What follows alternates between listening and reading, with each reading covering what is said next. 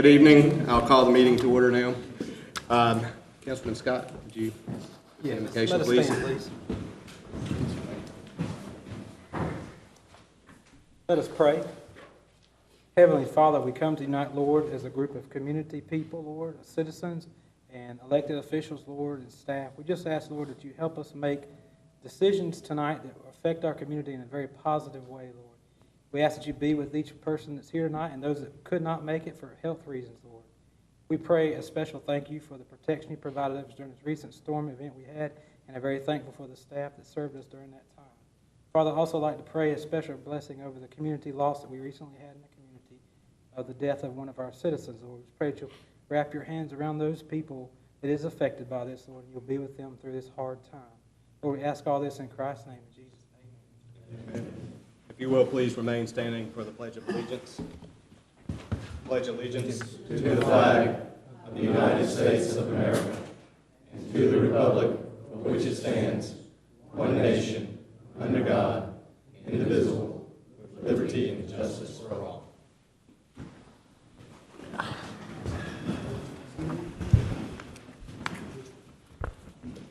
Gentlemen, you have the agenda in front of you. Are there any additions and/or corrections to the agenda? Mr. Mayor, I would like to, under the consent agenda, move item G, agreement to purchase Family Life Center from BB&T, to item E on the business item, please.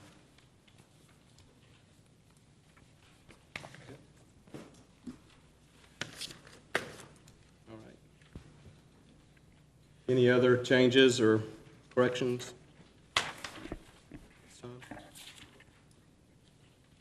Okay. This time I'll entertain a motion to approve the amended agenda. Mayor, I'll make a motion we approve the agenda. Second. All in favor, say aye. Aye. Opposed? Motion carries. All right, the first item of business tonight is administering the oath of office to one of our newest and finest police officers, Tyler Hayes. So at this time, Tyler, if you'll come down front. Do you have anyone else here that would like to come down with you, Chief? You want to come forward?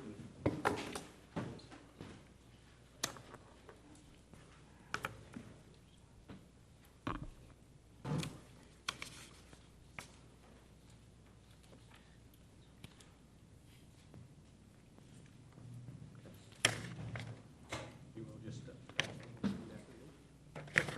I state your name. Do solemnly swear or affirm that I will support the Constitution of the United States, that I will faithfully bear true allegiance to the state of North Carolina, to the constitutional powers and authorities which are or may be established for the government thereof, that I will endeavor to support, maintain, and defend the Constitution of said state,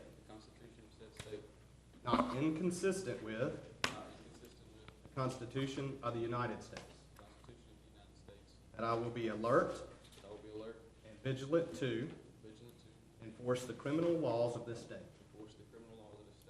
that I will not be influenced in any manner on account of personal bias or prejudice, and that I will faithfully and impartially execute the duties of my office as a law enforcement officer according to the best of my skill, abilities, and judgment, so help me God. Congratulations.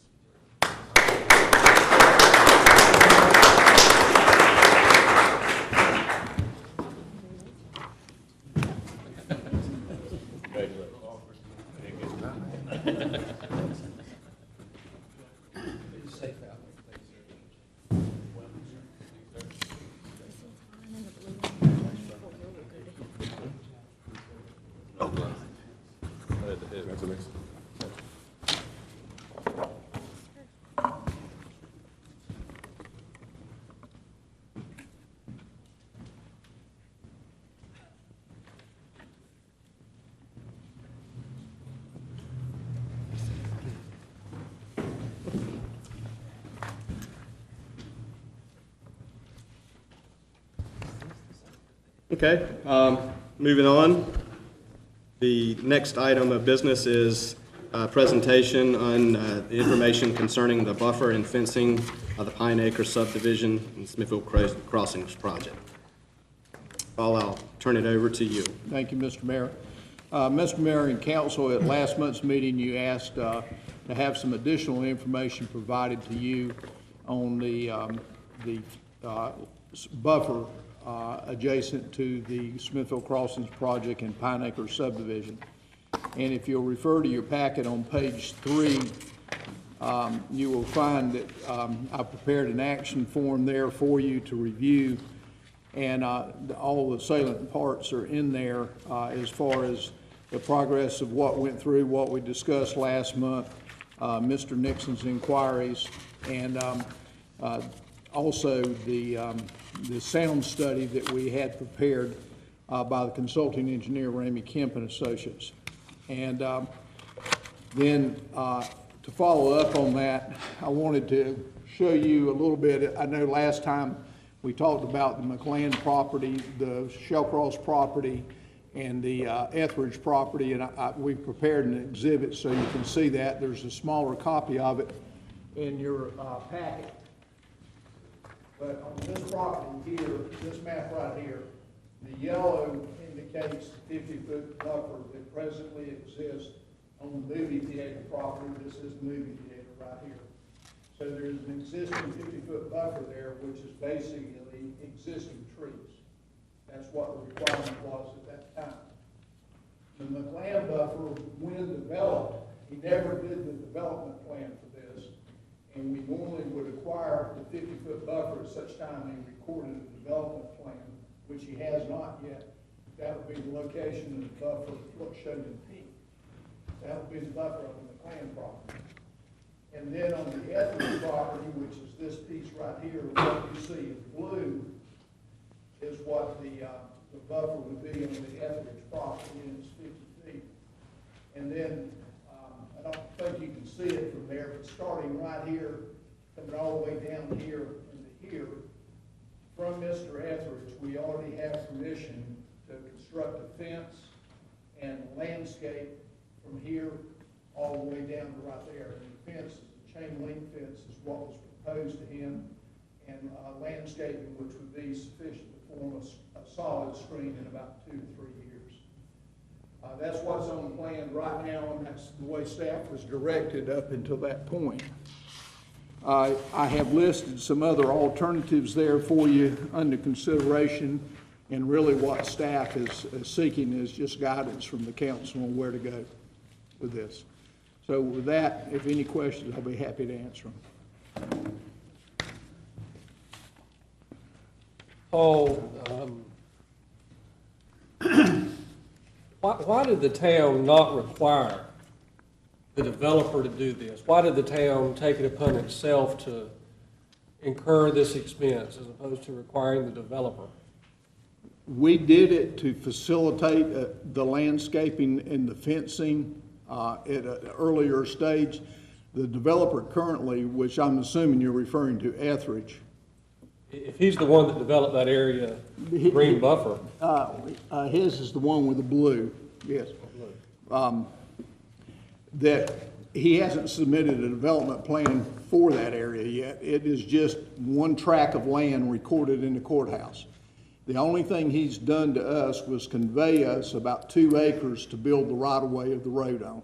He gave us right-of-way plus monies, and we built the road. And so when he records a plat, we will record the buffer, but right now there is no buffer. We just have an agreement with him that we can construct a fence and landscape. Same way with land property. Same with that as far as the requirement. If he develops that, we'll have the 50-foot buffer there. Yes, sir, because a previous council had rezoned the property with a caveat for a subdivision on it. And part of the requirement placed by that council was that there would be a 50-foot buffer at the time the subdivision was recorded. It has not been recorded as of now. And it wouldn't necessarily have to be a subdivision. Any development that would would be require there. the 50-foot buffer. Paul, I've walked this area with a member of your staff, and you've got a roadway that is elevated. And I'd say we'll call it 4 feet, whatever it is. It goes down to the remaining area of the buffer, we'll call it, and then it joins in the yards of the residents. In terms of whatever the buffer is going to be, whether it's going to be a chain link fence, some type of other fence or barrier, has staff done anything to look at where would that fence be located? Would it start at the lower area? Would you build up beside the roadway to have the fence, or because you got roughly a 50-foot area now from the edge of the road to what I think is probably the backyards of the residents. But right past the road, there's a dip down.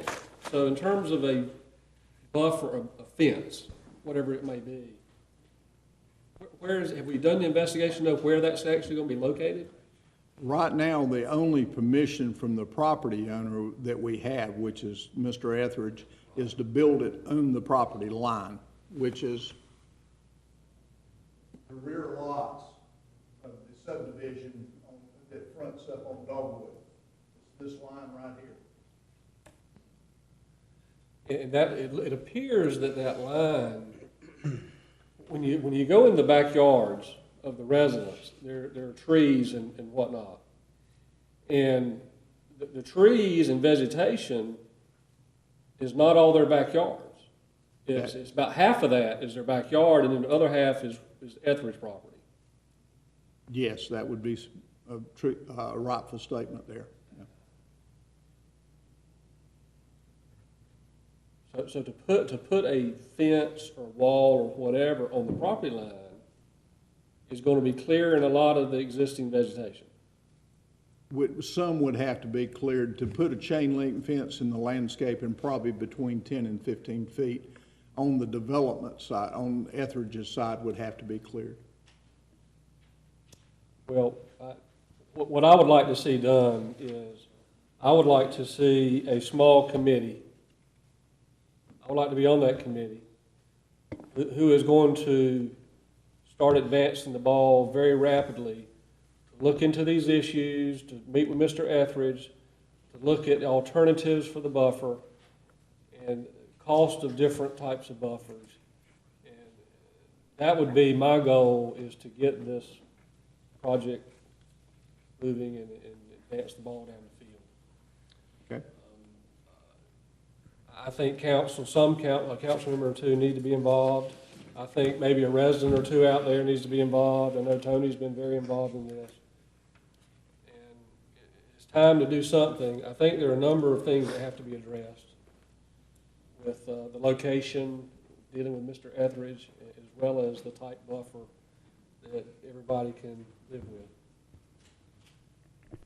Just one thing I meant to mention early on in this, what was there before was a hole about 8 foot deep that was called the Snake Pond. And the previous developer, the previous owner before Mr. Etheridge, had started an stormwater management facility back there and never completed it. And that was filled in as part of the Crossings project. It no longer exists. And I don't mean to Is that a motion? talk too much. Yeah, just a second. But of course, what you're talking about, the chain link fence, was council action a number of years ago.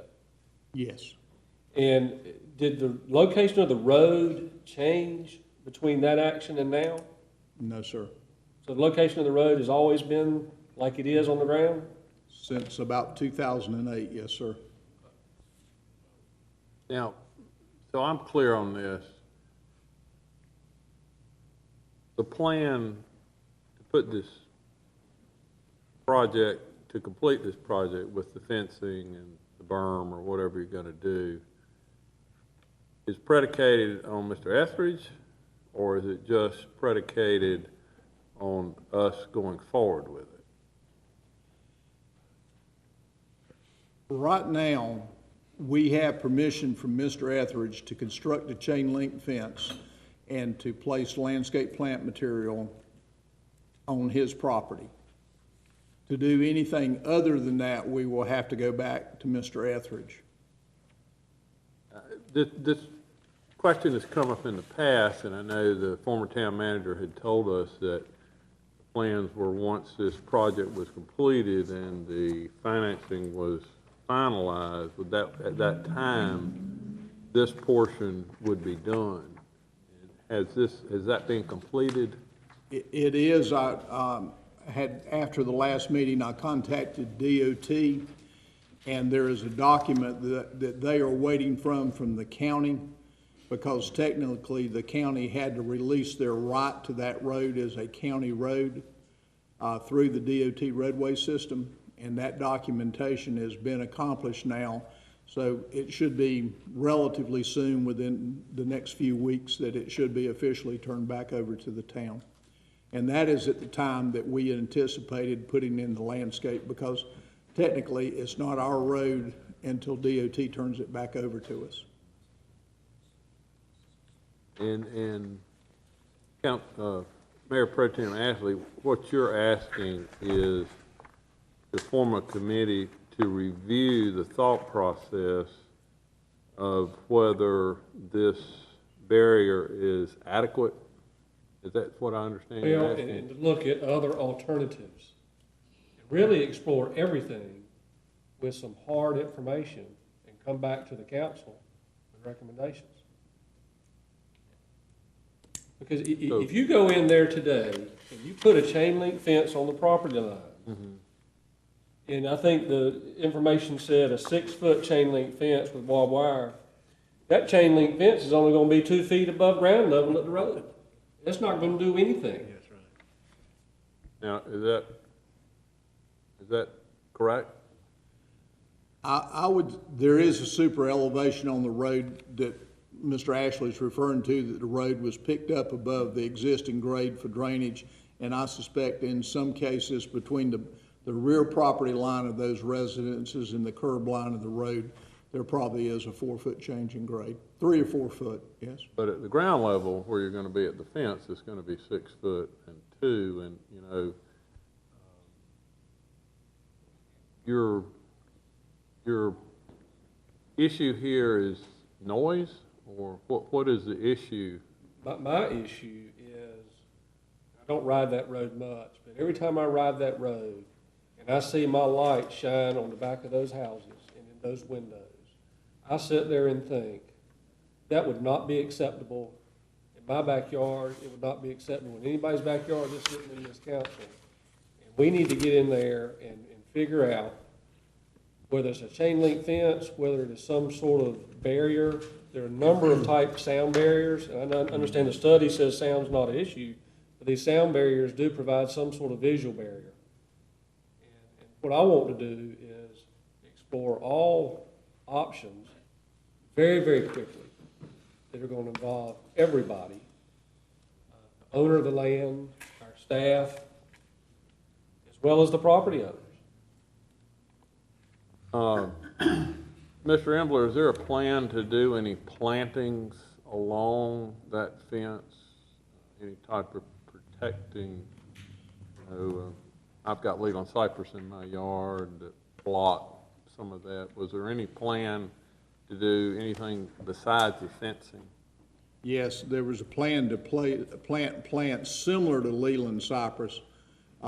We were thinking, particularly at that case, of either using cryptomeria, which is a similar conifer like Leland cypress, or either use a holly like Foster holly or Nellie Stevens holly, that's something that would form a solid hedge over a 4 or 5 year period. And keep in mind, initially when they're planted, they're probably going to be in the vicinity of about 4 foot in height, and they will grow. For example, cryptomeria up on Hancock Street beside Alan Welland's house, those things are 25 foot tall. That's a mature plant. I'm trying to think of where some hollies are that would be a good example. Right in our courtyard out here against the telephone building, we have 2 Foster hollies over there that are about 15 foot tall that are just a solid mass. And in front of that is a giant green arborvitae. That's another potential plant that could be planted over there. So there are a number of plants, but to plant for a screen that would wind up being in the 20-foot range at maturity. Mayor, I'd like to address Mr. Emler, a couple comments. I have a concern that we're talking about chain link fence with barbed wire. To me, that's something you put around a prison or something to secure something. And you know, these people that live along Dogwood Street, they didn't choose for that road to go there. Obviously, it is there now. We've got to deal with it. But I understand this property is being marketed to some of the narrow strips for other businesses. Not only is it traffic and such, there could be other activities that could be a problem. I think this is a huge issue, and I want to make sure that we as council make the right decision, because we owe it to the, we pride ourselves on community and family neighborhoods, and this is a major issue because it's challenging that. And I just hope that we can put a, I'm appalled that it's taken this long to bring this to the table and for it to be addressed, but I want to make sure that whoever is on this committee takes that in consideration. Might I make a comment that addressed part of your statement? It was at the request of the neighborhood. It was chain link fence and barbed wire on the top because of the concern of folks coming through the neighborhood getting over to the movie theater in that area. And we had a lot of discussion of folks coming in to our office and talking about it, as well as at council meetings. So that was, we had originally just recommended a chain link fence, and then the barbed wire was added to the top of it to deter people coming and going through the neighborhood. In the conversations that I had, I don't see that as a true statement. I know we have some residents here tonight, but you know, here again, I'm just appalled anyway. You know, to have a chain link fence, 6 foot at that, you know, going around the neighborhood, and you know, I know Mayor Pro Tem Ashley, you know, is wanting to come up with a committee, you know, take it back to staff, but you know, on the short 2 years that I've been up here, you know, that's, you know, we always taking stuff back to staff, but I mean, for them residents, I mean, it's been at least 10 years of notes and stuff that we already have, and I mean, my question is, who is staff? Who are we talking about when we say take it to staff? I want to start listing names so we can understand, because I mean, staff, take it back to staff, because I mean, just one person could have just come up with a 6 foot chain link fence. I mean, I think that's a cop-out. That's the way I look at it. And these residents, they deserve more than a 6 foot chain link fence. I mean, if you drive that and you get out and walk, you can pretty much, from that 4 foot dip, I mean, you can jump over there. And I mean, really, a chain link fence. I think we can do more. I couldn't agree more with Councilman Lee, Mayor Pro Tem Ashley, as well as Councilman Scott. I want to apologize to the residents of that neighborhood that it has taken us this long to act. I apologize. I feel the same sentiment as Councilman Ashley and Mayor Pro Tem Ashley. When I drive through there, and I drive that road frequently, it bothers me when my bright lights are shining right into your homes. That's, to me, unacceptable. It's annoying to me, and I can only imagine to the residents of that neighborhood. And I'm going to say for the record, a chain link fence is completely, in my opinion, based on the information I have gathered by talking either to Councilman Lee, Mr. Nixon, and also a few other people, I think that's unacceptable. I think the residents deserve more. Matter of fact, I know they deserve more. I sure want that in my neighborhood. And it's just, it is appalling to me that it's taken this long to come up with this plan. So I do again apologize for that. I did speak to Lenny Branch over the weekend, and there is an option that I'd like for the committee, if the council chooses to go that way, to review. And if Lenny can speak on that briefly, I'd appreciate it. I spoke to him over the weekend. Lenny, can you kind of relay the conversation we had concerning the barrier we were talking about? Yeah, Roger and I talked briefly over the weekend, and I told him there's several different options. I'm sure the committee will look into Lenny, can you come up front if you don't mind? Sorry, we're on, guys, I'm gonna remind the council this time too. We're filming this and we're on TV, so if you guys, when you speak, you could speak into your microphone, that would assist as well. I apologize. Roger and I spoke briefly over the weekend, and it's been a hot topic, and he was asking about ideas and different options and stuff, and I just kind of threw the idea of the Greenway, you know. Mr. Hooks lives on the Greenway, and he had some similar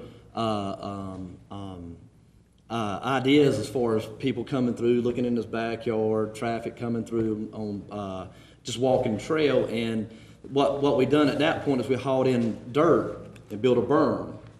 And in front of that berm was an interlocking wall. So if you go into the community park and you go in off of, I think it's Parkway, you'll see that. And on the back side of the berm is vegetation that the property owner looks at. So he's not looking at a wall or a fence or anything like that. And then on the other side is the interlocking pavers that looks really good, and it's going to block sound and stuff like that. I just said that was an option that, you know, he could look at, and maybe it would be definitely an idea that you could look at and be feasible.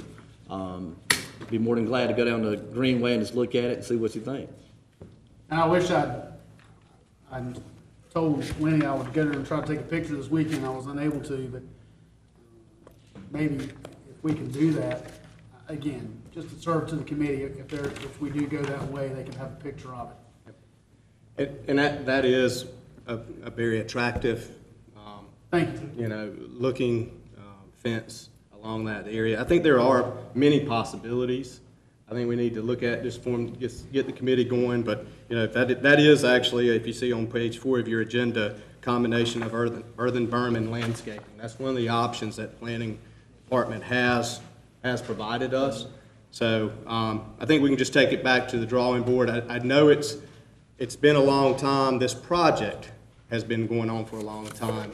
But I want to remind the council, for many of you that are not here, but it's been stated, Paul stated it, and I just think it's important for the residents to hear.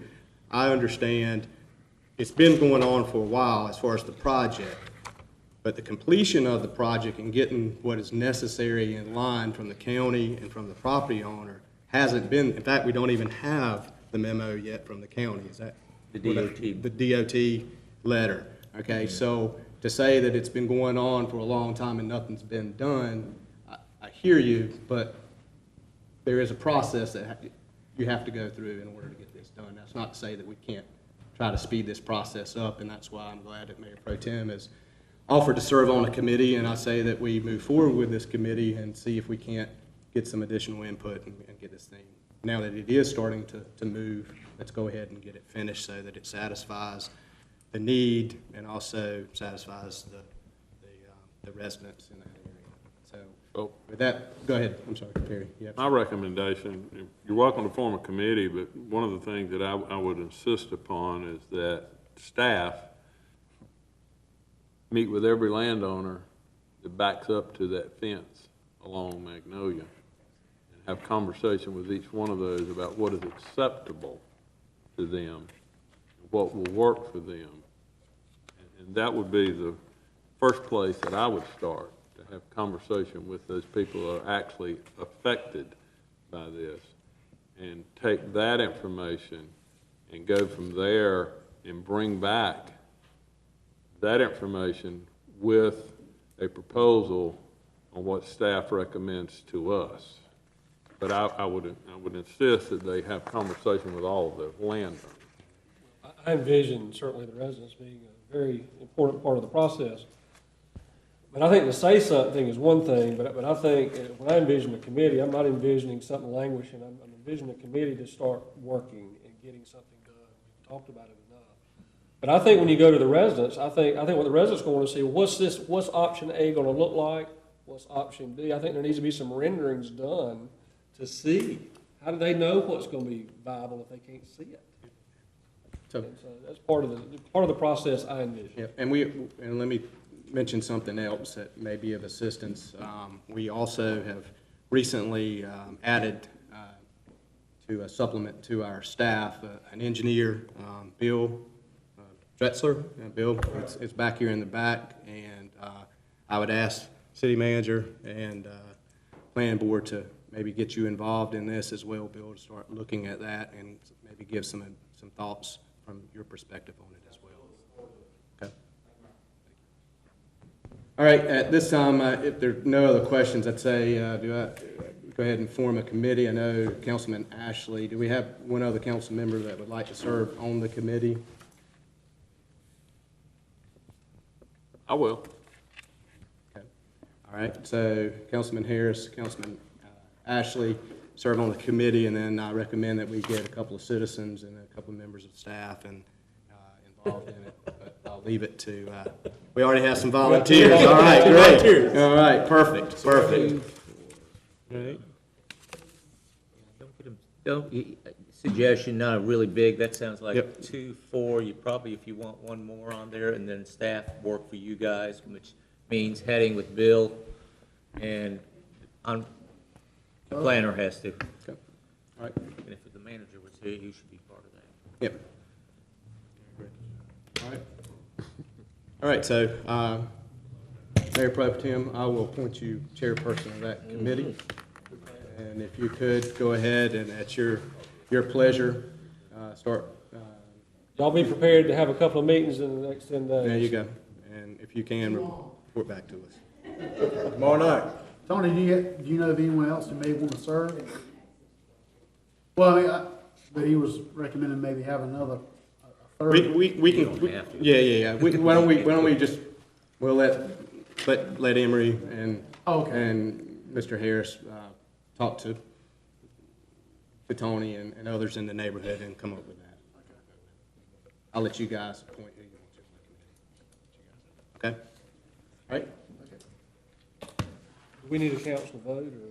No. I can do it, yeah. I just want, Yep. I want Councilman Harris and I. That's one thing I get to do is appoint a committee. All right. I don't have to have a vote on that.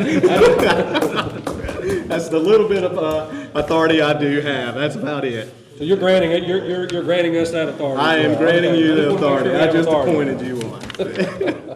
All right, any other questions for Paul? Paul, any other concerns you have at this moment? Okay, all right, thank you very much. I appreciate it, and appreciate the willingness of the citizens to serve on the committee. Appreciate it.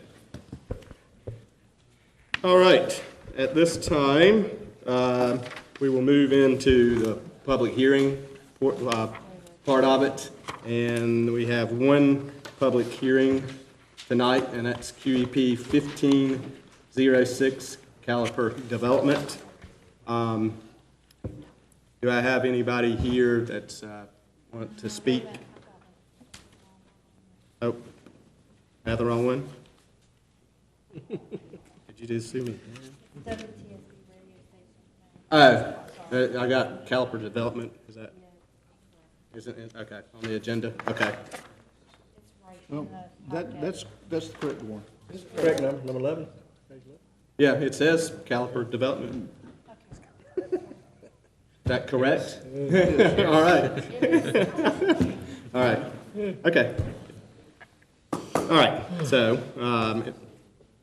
is there anyone here tonight that wants to speak for or against it? And if so, for, if you'll come forward, please, Mickey, be sworn in by the clerk. You don't have to put your, we're just gonna affirm. Gonna affirm? We're gonna affirm you. Raise your right hand. Do you solemnly affirm to tell the truth, the whole truth, and nothing but the truth, so help you God? I do. Thank you. Thank you very much. Okay, so the applicant is requesting a conditional use permit to allow for the construction of an 80-foot-high wood pole with radio antenna on property located within a B3 zoning district. The property is considered for approval is located on the southeast side of the intersection of Powell Street and Computer Drive, and further identified as Johnston County Tax ID 15J08067. Do I have a motion to open the public hearing? Second. Motion and the second, all in favor? All opposed? Okay. Mr. Embley? Okay, thank you. Let me reference you to the location of the property. This is US 70 West, this is Stevenson Highway, this is Computer Drive. We're talking about the property right there at the end of my pen. It's actually two parcels. It was the old Bitterroot Animal Hospital. Everybody know where we are? Okay. The site data, it actually is 2 parcels that total 1.5 acres. It's presently zoned B3 business, and it was previously veterinarian hospital. The purpose of the conditional use permit tonight is to allow for an 80-foot high antenna to be placed on the property, and in fact will be a 60-foot pole with a 20-foot antenna on top of it. And our ordinance states that anything in the B3 zoning district over 40 feet in height requires a conditional use permit issued by the town council. And the primary reason for that is to make sure that safety factors are met and that the fall zone of the structure would not inhibit or hit any other property and cause any other damage. And the location of the actual antenna itself, we have a site plan, which you have this in your packet. This is Powell Street, this is Computer Drive, this is the old animal hospital right here, and the tower is supposed to be located immediately outside the northern wall of the building. There's an HVAC heat pump in that general location, so if you're familiar with the area, you'll know about where the pole is going to be. And I think on the document that you have in your packet, you'll see also a dotted line around it. If that pole were to fall, that would be the vicinity that it would fall. And as you can see by that dashed line there, the only building that it could potentially fall on would be the radio station itself. A couple of things about this antenna. There were some comments that came forth out of the planning board and staff review. It is an antenna for receiving only. It is not a transmission antenna. So it will be primarily for the purpose of reporters sending their signal back into the station, and it would be received there, and then they'll be able to process the data and the news that's over the line. Now, it's imperative that the antenna be located in that approximate location. And the reason why I'm not in the radio, and I don't pretend to be an expert, but the closer the antenna is to the actual equipment, the length of the cable connecting the two is very critical. The quality of the signal with length dies very quickly. So you want it as close as you can, so that's the reason why it's proposed for it to be on that side of the building. Okay, going into some of the general information there, the adjacent land uses are either B3 or R10 residential.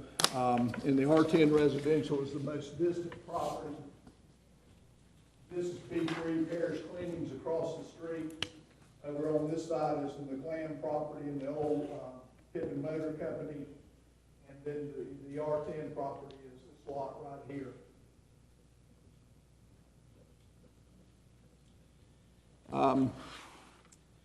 The development of this site and the tower would be within the strategic growth plan of the town of Smithfield.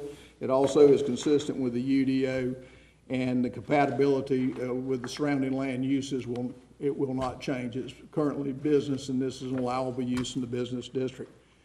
There will be signs that are on the property, and those will be permitted separately. Fire protections by the town of Smithfield. Water and sewer by the town of Smithfield, and Duke Power is the energy provider out there. The planning department's recommendation is to approve the 80-foot utility pole for an antenna, and the planning board's action at its January 7th meeting was a unanimous vote to approve it, and now the town council's asked to take under consideration and approve the request for the pole. And there would still be another level of permitting that will go on after this associated with general site development that's normal for any business in the B3 zoning district. So with that being said, if you refer to starting on page 14, you have the finding of fact. If you'll take those into consideration, and then on page 18, you have the finding fact in the recording of the decision. So with that being said, you're asked to please take a review and under consideration and take action. So, to the applicant, Mr. Lamb, you heard the testimony and the evidence presented. Do you agree with the information that the planning director has as stated? Yes, Mayor. I'm happy to answer any questions if there are any. Take the floor now if you have any additional comments you would like to make. Very well explained. It's a receiving antenna to receive remote broadcast to the radio station. It is critical of the placement. We lose a lot of strength, a lot of gain. Obviously, we'd like to place it against the wood line if possible. We're just not able to. I'm not an engineer and can't tell you what formula they use, but the proximity is extremely important. Any questions for the applicant or Mr. Embler at this time from the council? Any guy wires or anything like that? No, sir. It's basically, we have one at WMPM on Buffalo Road at a current location on 301 South. It's basically just a telephone pole. And on the side of that telephone pole, it's just a approximately 20-foot metal antenna attached to the side of it.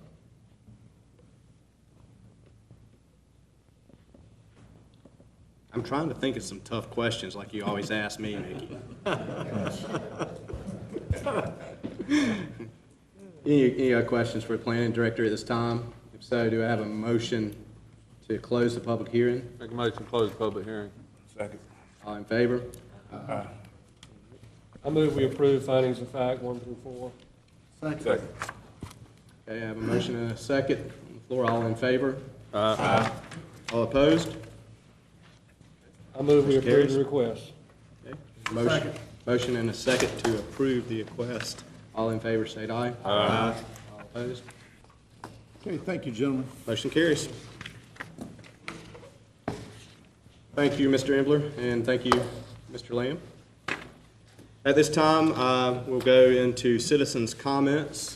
The floor is open to any citizen that would like to speak, and this time is my pleasure to introduce the first who's on the agenda, actually, is Mr. Keith Branch, a member of our school board, would like to come forward and say a few words. Mr. Branch?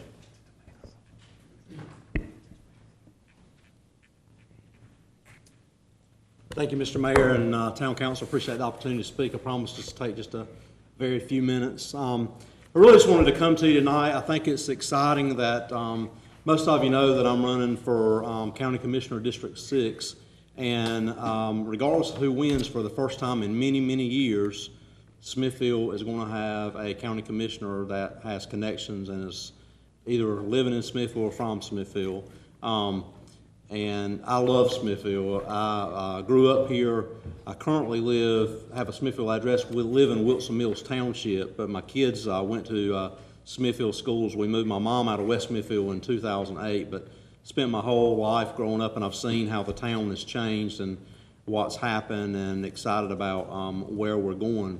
I just kind of wanted to do two things. I just want to kind of refresh or remind you of my background in case you don't know. First of all, when I first started my career, I worked with the North Carolina State Auditor's Office. I was a financial auditor and a fraud, waste, and abuse investigator for the state of North Carolina, which basically means we didn't investigate individuals. We investigated state agencies, county government, local government, et cetera. So I'm very familiar with government. I then started a business from scratch that I built to a multi-million-dollar business in 17 years and sold this past spring. So I understand business, I understand economic development and the importance of it to our town and to our community. And then, last has already been mentioned, I've served 2 terms. This is my last year of my second term on the Johnston County Board of Education, so I understand education. To me, those are the 3 most important things to our town, to our community, and to our county. Really, all I wanted to do tonight was just to come and basically just pledge my support to you as a town council, that if I am fortunate enough to be elected, that I want you to know that I'm going to be accessible to the town of Smithfield, since North Smithfield is part of the district that I'm in, and also be available to you for whatever resources that you need, any way that I can help you. And that's really all that I wanted to do tonight, and I appreciate your time. Thank you very much. Thank you. Appreciate it, Keith. Thank you for coming. And appreciate all you do on the school board. That's one office you will probably never see my name signed up to do. But I thank you for your service. I truly do. Thank you. Anyone else? Citizens' comments? Thank you, Mr. Mayor, and thank you, Council. I'm a concerned citizen that lives on Dogwood Street. Okay. The sound is very real. You can hear it inside our home. I invite anyone here to spend the day with us, especially on a Saturday when the Harleys come around. I can hear every time they rev up, okay? Now, the snake pit that we talked about, that was actually a natural barrier for security. I've already had something stolen out of my garage. I'm the house where you come around the curve, where I have the red RX-7 and other vehicles. You can see right into your carport. You can see right into my carport. My wife is a magistrate down around the corner here, Velody. It's very real. But that barrier that we filled in, it actually was a security for people not coming into my home. Now, when they filled it, I can walk right out to that street. I didn't realize that. I can go right to my backyard, and I'm on the street. I'm like, oh my God, I didn't realize that till one day.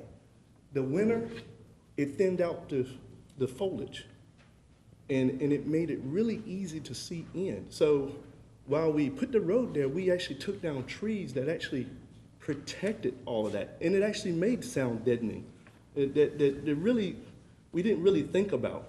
And now that the foliage has thinned out, it's wintertime, and we filled in the ditch, I didn't realize how high the road was.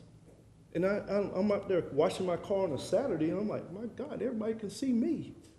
And it's not something to be taken lightly, so I really thank you for the consideration, because it is a really real concern. Thank you. Thank you. But before you leave, sir, could you give Shannon, you already got his name, address, and phone number? Okay. Well, welcome to the committee. He did raise his hand.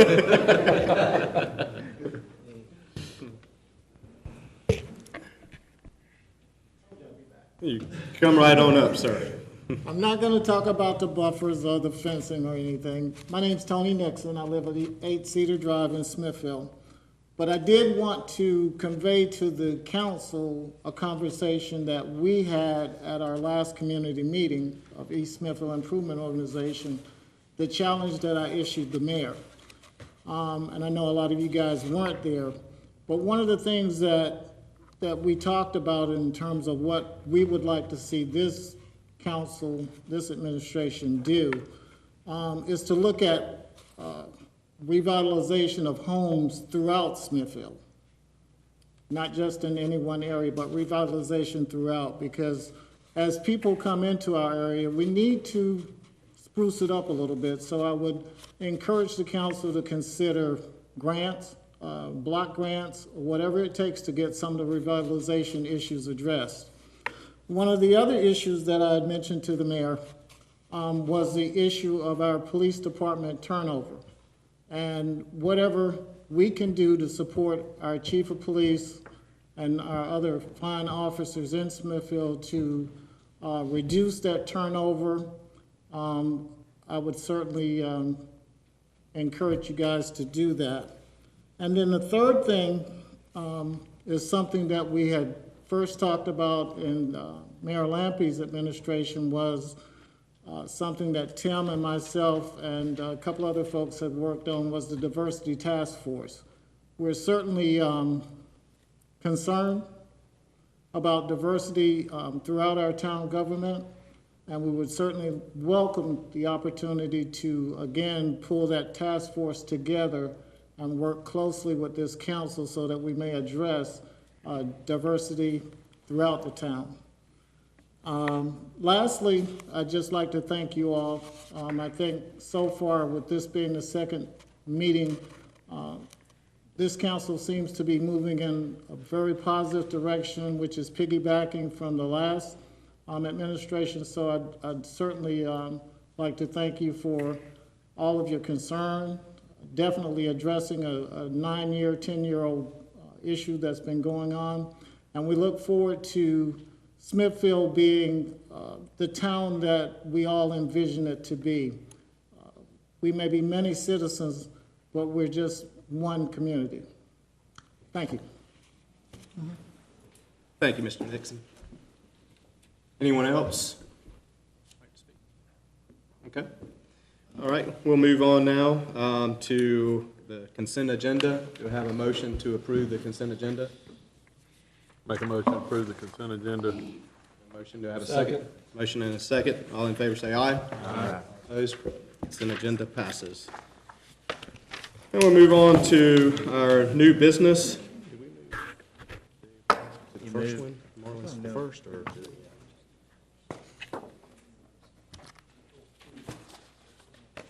At the end. Okay. All right. So the first item under new business is consideration for approval of waste sewer rate study with the Wooten Company. Who's Mayor, that, Jim? If you like, because I think we met with the LGC today, and this is all related. So I'd like to give an update to the council if I can. Sure. I know you all have enough paperwork in front of you, but I'll just share this. If you want to trash or keep it, but this is what was discussed at the LGC meeting that was presented. This is an outline that staff presented to the LGC regarding our $1.4 million loan package and some of the questions. Will got to say that, first of all, it was a interesting meeting. Very briefly on there, they asked us to speak, which we did. They, in staff from LGC, presented you all in a very good light. Sharon went ahead and mentioned about the positive things such as your water and sewer policy, your fund balance policy, pointed out the concern that we had in regards to that you did a small water and sewer rate increase now, and brought up the concern that at tonight's meeting you have proposals, and in good faith you were going to consider those proposals and moving forward. In that proposal, the water and sewer rate study, which you have before you tonight, would be considered. Now, I'm going to tell you, consider meaning you have a little flexibility there, depending upon your results of that study in the upcoming budget.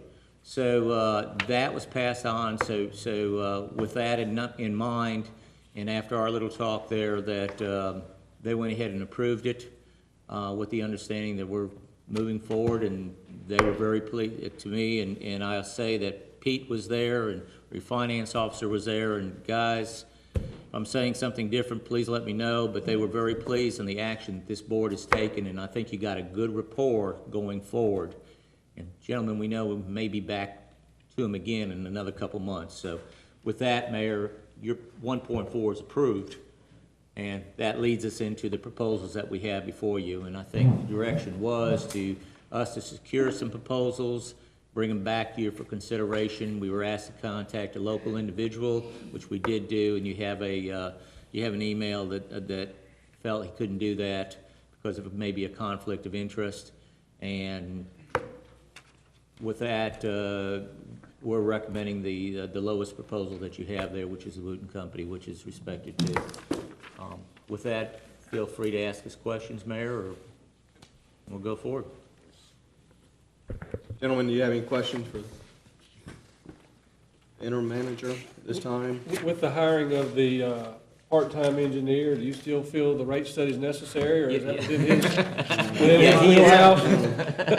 Yeah, as you know, Bill there, as you know, we're doing a trial basis with you all. In fact, if it works out, then it's coming back to you if we're going to go any further than that. But Bill and I have talked on that thing, and with his plate full, he can help us, but he's not staffed to actually take on that whole responsibility with the other communities he has.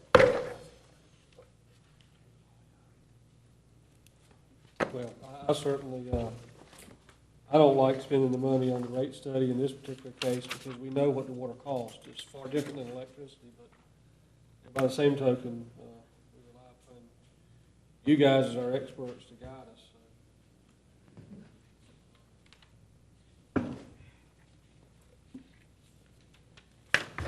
Mayor, I'd like to address the manager. First of all, thank you for bringing the information forward. It's great news to receive that 1.4 has been approved. I'm one of the ones that brought up the idea of the rate study and cost of service study.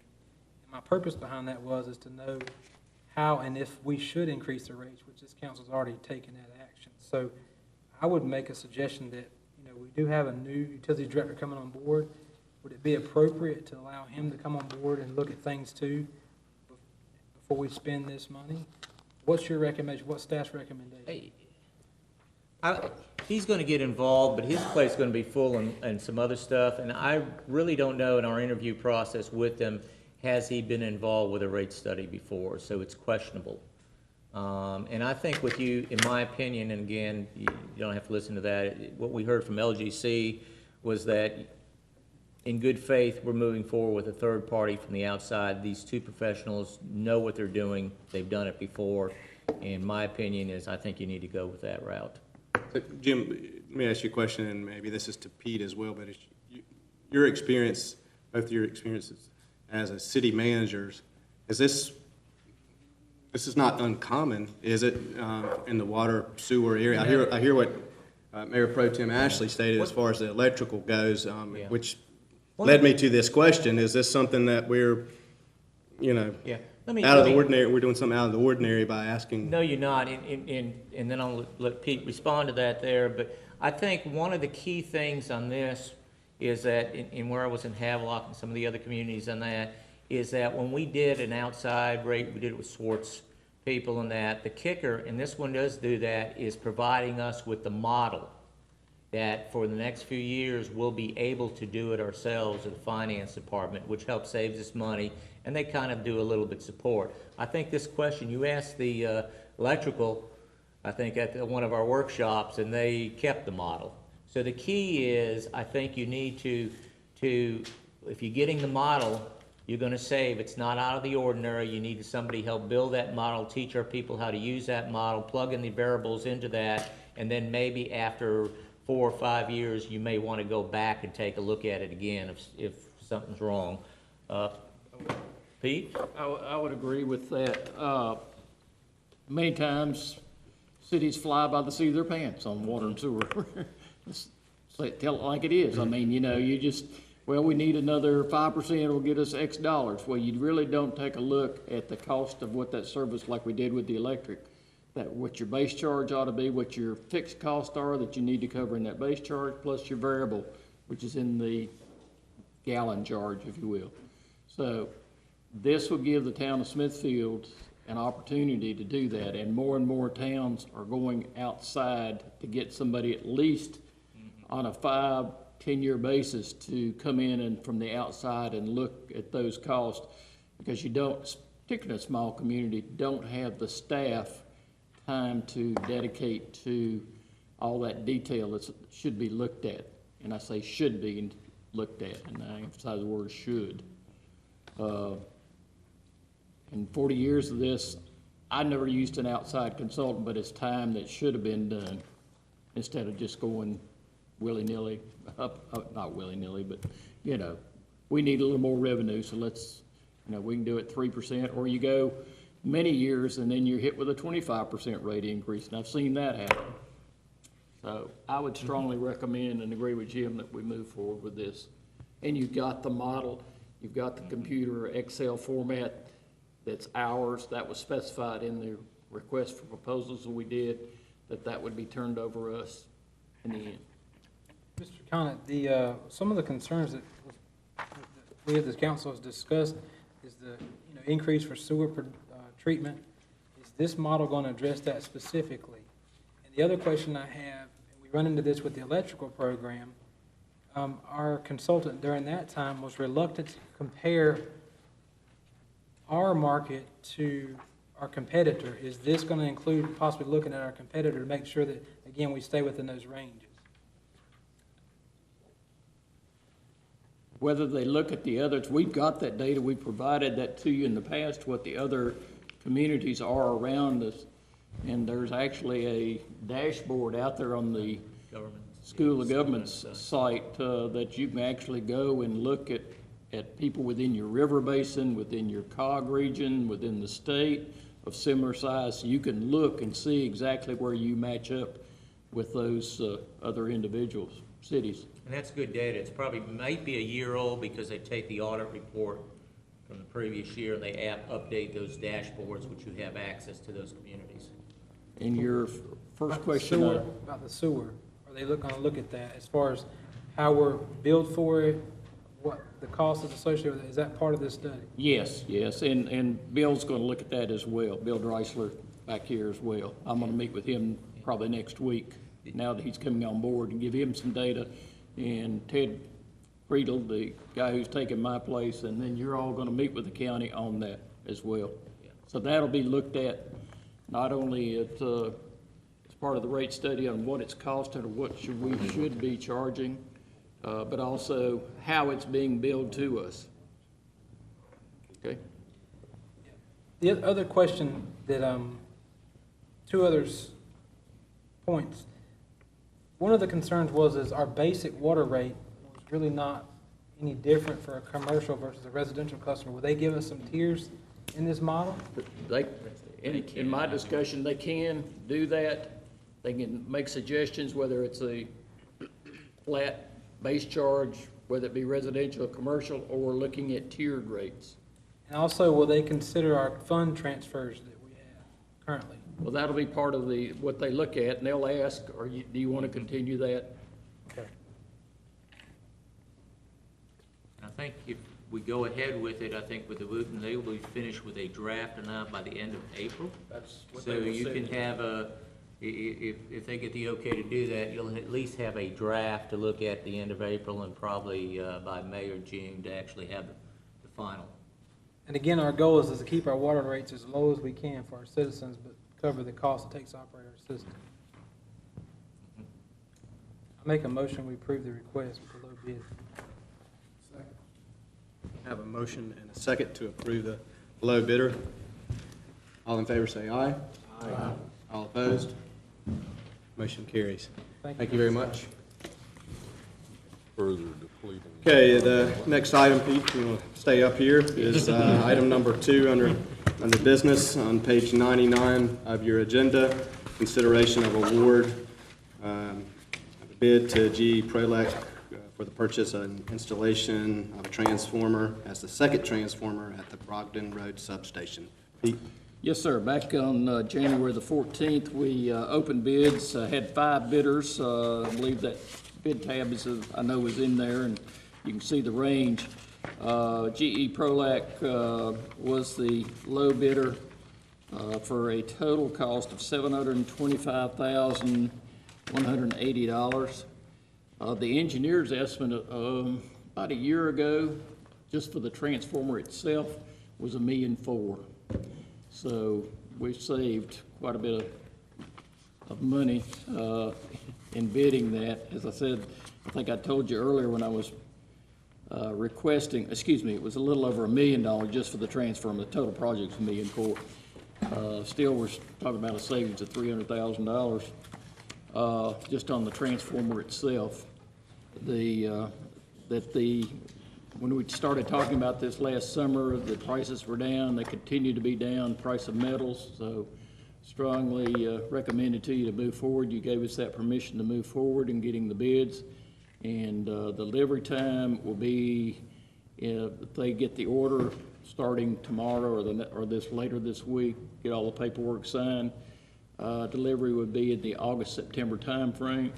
And prior to that, we will be bringing back to you some bids on site prep that we have to do out there, some pads, oil containment basin has to be built, but that'll be a separate bid from this transformer bid. So our recommendation is to award low bid to GE Prolec in the amount of $725,180. Gentlemen? Hey, what did we allocate for this project, total dollars? Did we allocate money for that? You allocated up to, for the $85,000 for the engineering. You have money in the utility fund, in the electric utility fund. You could pay for this strictly by cash if you wanted to.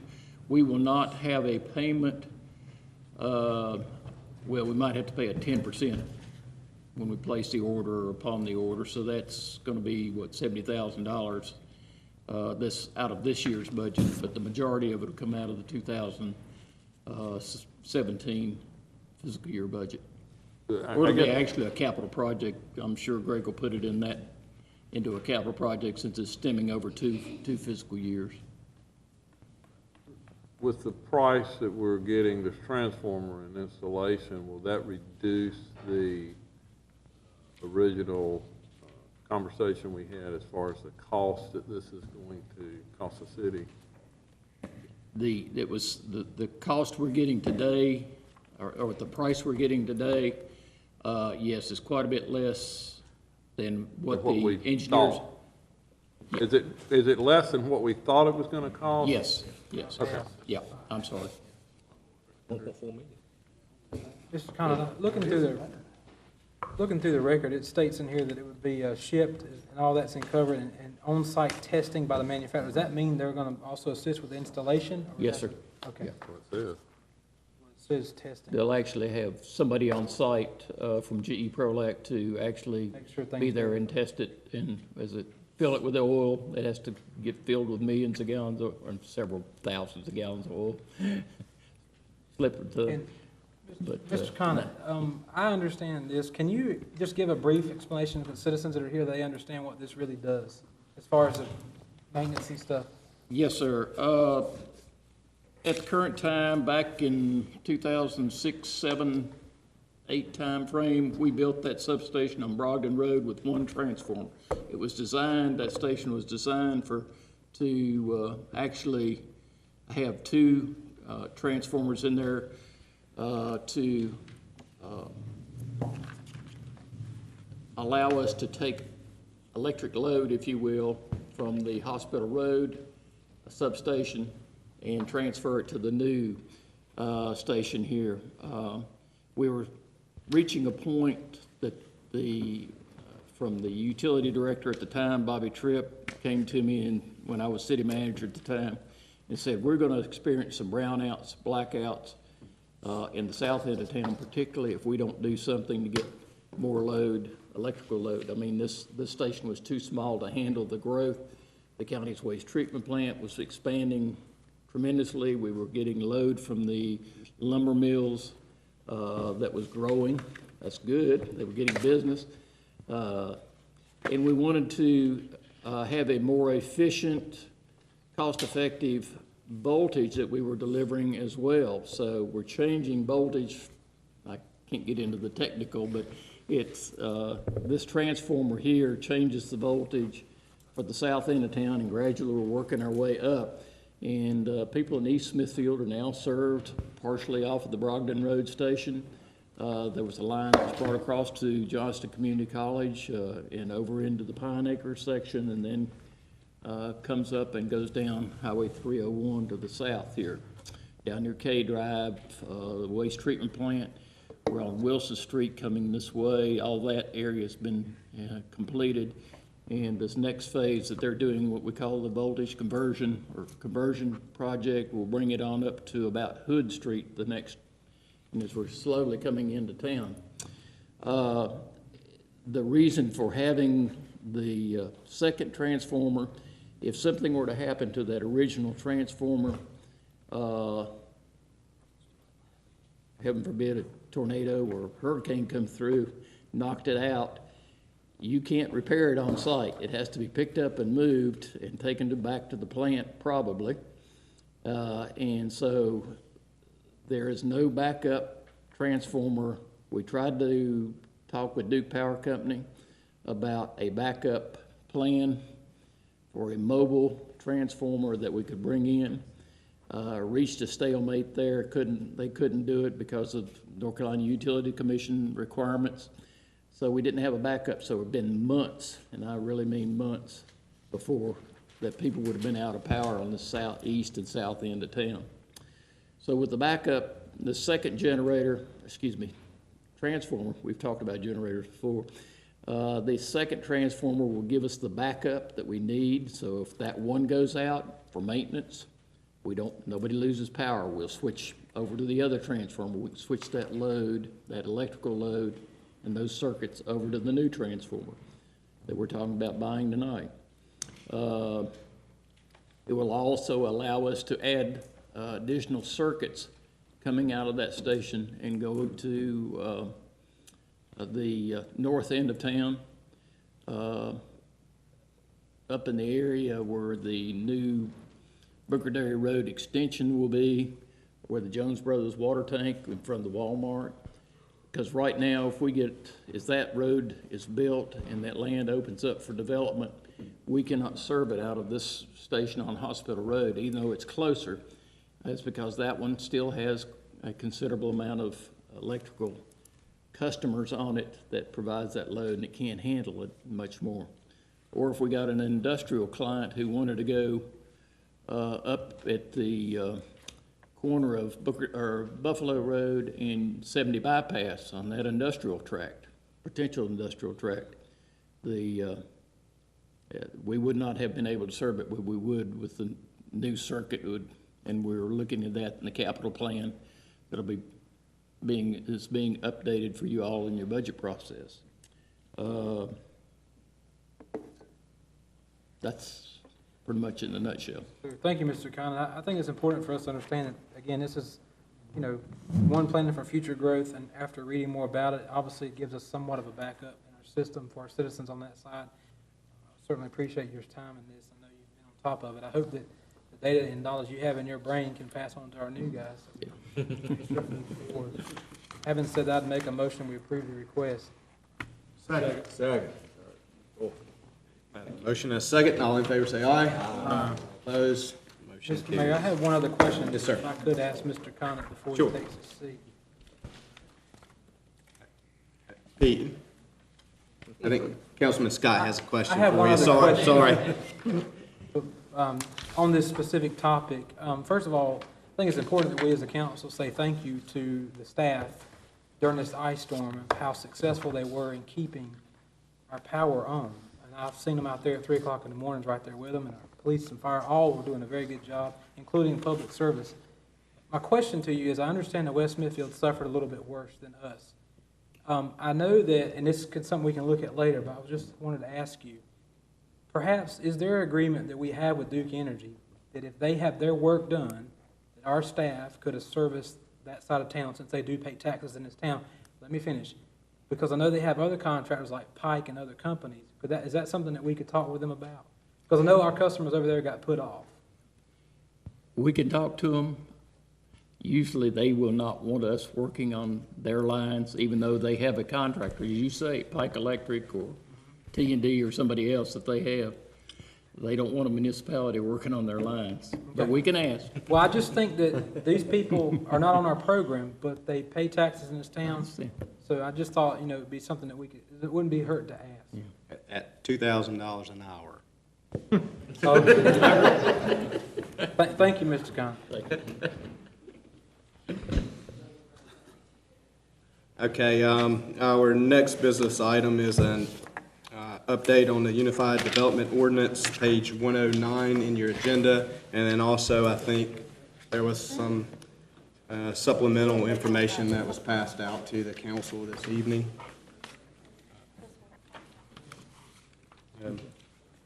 I'll turn it over to our planning director, Mr. Embler. Okay, have some information here for you, and a couple of things little business things that I'd like to kind of bring to your attention at first. You will notice that as you go through the documentation, it's referred to as DHC, and on the second page, and then it's later referred to as HCP. That is my mistake. I came back up here to work one night after I'd been bonding with my 2-year-old grandson for 2 days straight, and my typing skills kind of ceased, and I didn't get the abbreviation correct, so I apologize for that, but you'll see it when we get into the documentation. Basically, back in 2015, the planning department started an update of the UDO. For your information, there are 27 articles and 3 appendices in the UDO, and to date, the planning board has worked through 11 of those. And those updates are basically based on functionality. In other words, what would make it work better, what would make it do better.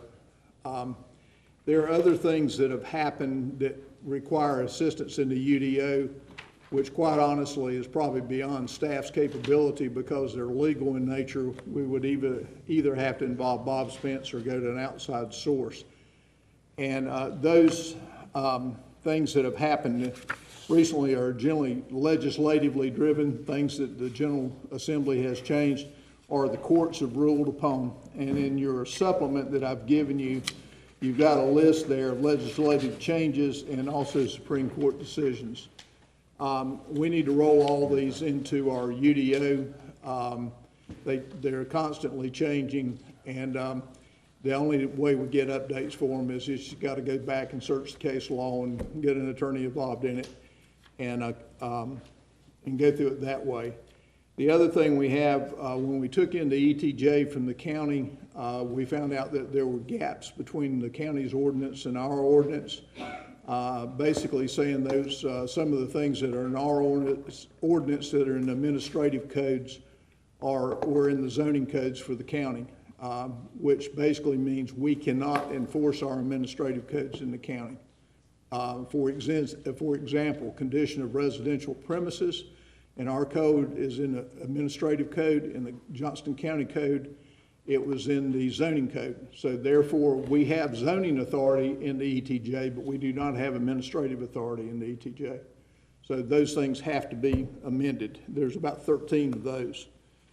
And then there are other things that we need to consider that are in there that are just common sense. One of them we've talked about here is solar farms. What are we going to do? We need a solar farm ordinance.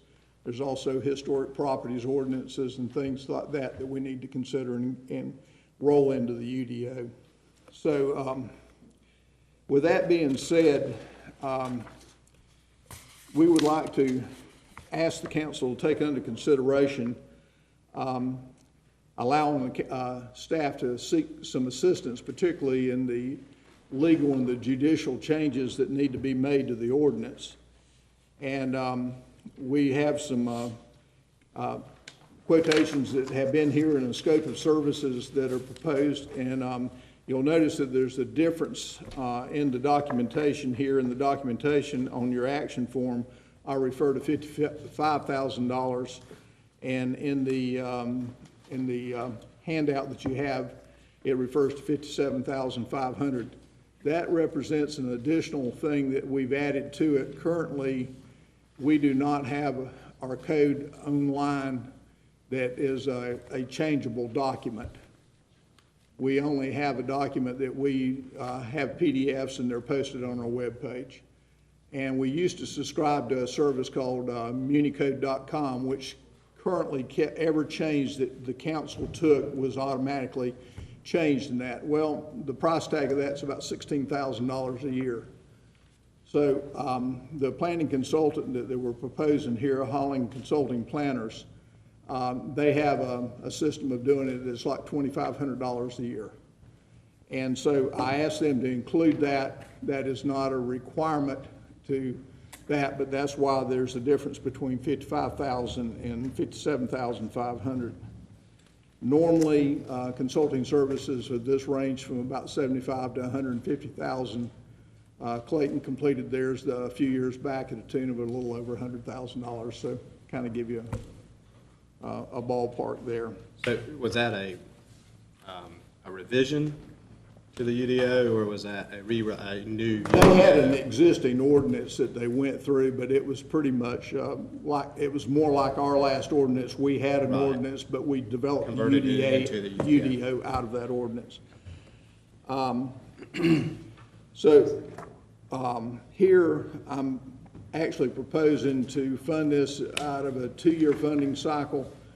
Right now, the council graciously gave us about $50,000 for condemnation.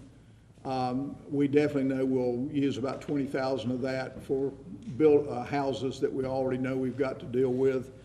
And what I'd like to ask is take about $30,000 of that condemnation, do a line item change, and put it into this and pay for $30,000 of this $57,500 out of this year's budget, and then in the new budget appropriate $27,500 more to do it. What this will do is narrow the UDO time of revision from over a year down to you'll have it next October. And there will be plenty of ample opportunity for citizen input to look at ordinances, for modification of landscape ordinances, site development ordinances, It's a public hearing process. The other thing, we'll have a web page set up that citizens, if they don't come to the meeting, they can still solicit input. We'll take it into it. That's another thing the planner can facilitate much better than we can, because they do this every day where we don't. And then we still got to do our regular work every day. So, I don't know how well I've explained that, but I hope I've explained it well enough, and I'll stand open for any questions that you might have. Paul, I think you've explained it very well in the materials that were given to us, and I appreciate how you have, as with the other items, have provided for the funding in already budgeted items. It's not really additional money being spent. So just a comment, or I guess one question, and I echo that. Have we talked to any other companies, or is this the only company that you talked to, or what?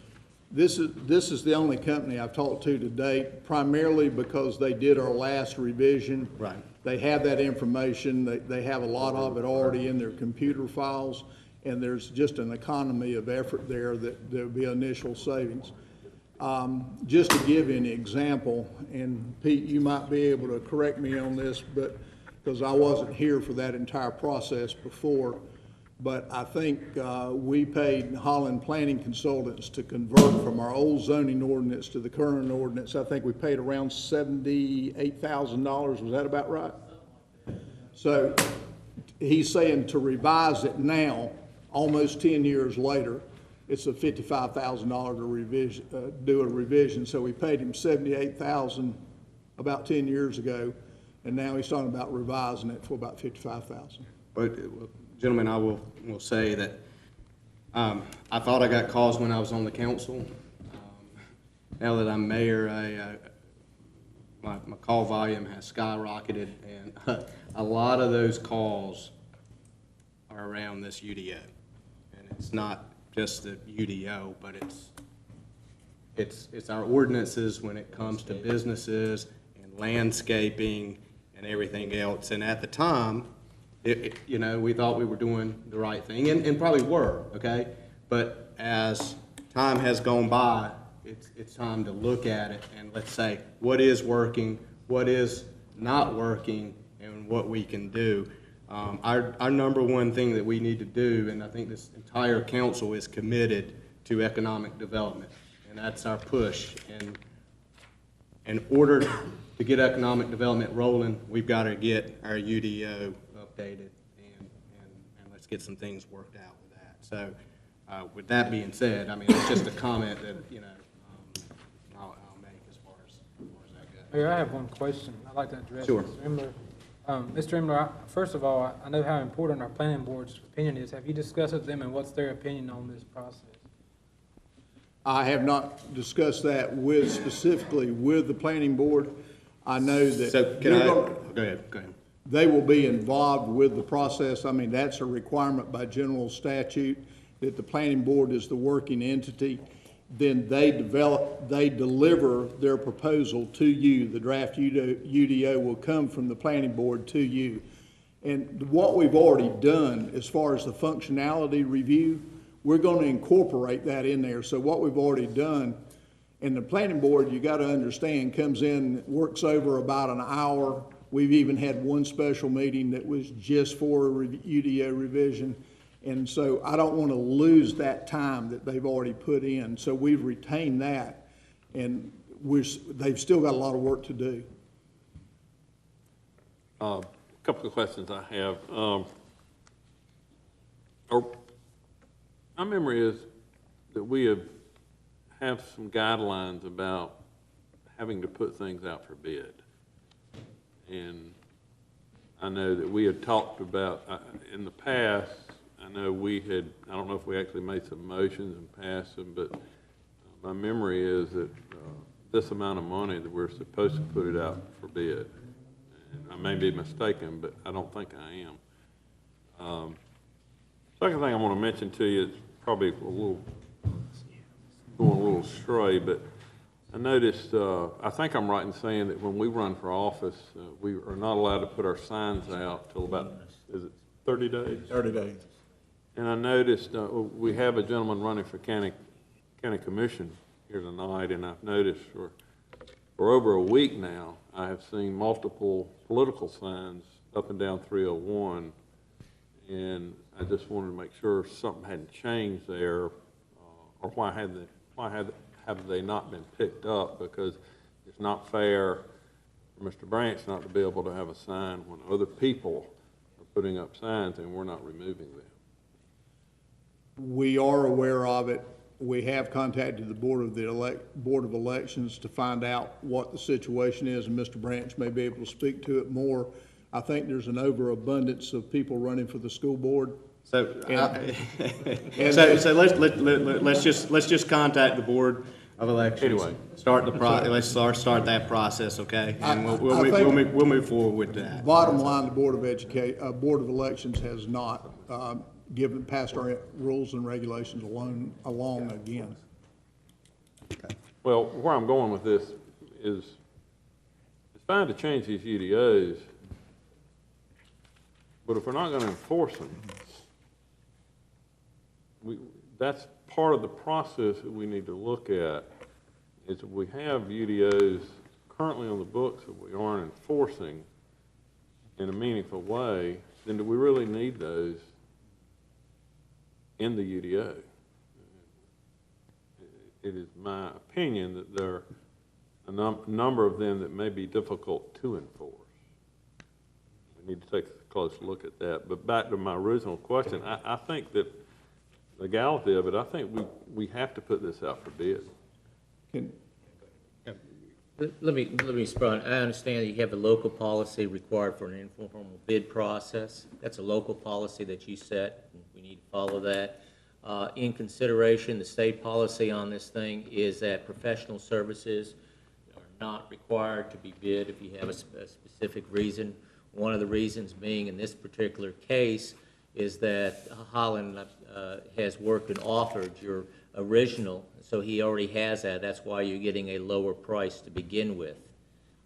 Have no problem if we want to slow the process down and get other proposals, but being local, that's up to the board here, being local, you know, I mean, you can amend that or in this situation and follow the state policy, which is not a requirement for professional services to be bid or have an informal process to it. I just throw that out. And honestly, Perry, I'm not sure, without looking at that, honestly, we do have a policy, and I think it's anything over $5,000, if memory serves me, but I'm not sure if it applies to the services portion of it. Well, can I just interject one thing? Sure. If you solicit professional services, which means landscape architects, engineers, planners of that nature, there is a general statute called the Minnie Brooks Bill that's out there that says you can solicit qualifications all day long, but you cannot solicit price. So you could not you could interview everybody you wanted to, but you could not ask them for a price until you select them, and then you can get a price from them. That's the way it works. And that might answer our question. in the wrong business. Yep. So that may, you know, well, for that standpoint. My suggestion would be if we make a motion that we make sure we include in that motion that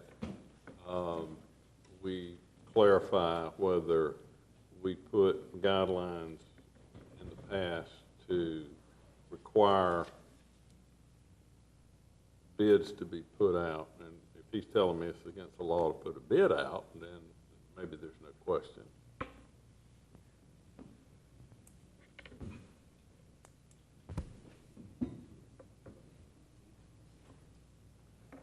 So, it's quiet in here.